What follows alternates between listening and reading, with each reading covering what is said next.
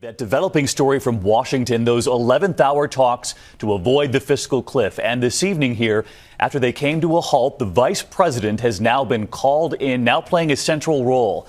But time is running out. Just tonight and tomorrow left. And if no agreement, taxes will go up for all Americans. In fact, the average American family would see a tax increase of more than $3,400.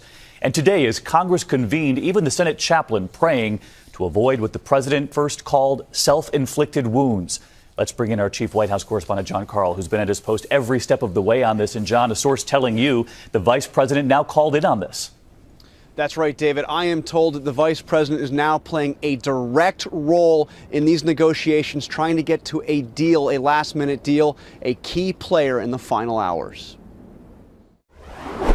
President Obama set off the high-stakes weekend scramble Friday night, imploring congressional leaders to take action immediately. The American people are not going to have any patience for a politically self-inflicted wound to our economy. With that, Senate leaders Harry Reid and Mitch McConnell launched a last-ditch effort to finally craft a bipartisan plan that would, at the very least, protect most people from a big tax hike going into effect on New Year's Day. The senators and their staffs negotiated all day Saturday. By Saturday night, Republican leader McConnell made his offer. By this morning, there was a clear sense of optimism and warnings that failure would be unthinkable. There are certainly no breakthroughs yet, but there's a real possibility of a deal. If we are not able to reach an agreement, it will be dire. But the morning's optimism turned into the afternoon's pessimism. The Senate opened for business at 1 p.m. with that ominous prayer from the chaplain.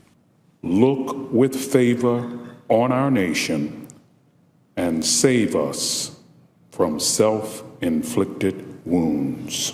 And soon, Democratic leader Reid acknowledged he had not even been able to make a counteroffer to Republicans. It's just that we're apart on some pretty big issues. Frustrated with the impasse, Republican McConnell said he called Vice President Biden, urging him to get involved. Now, I'm concerned about the lack of urgency here.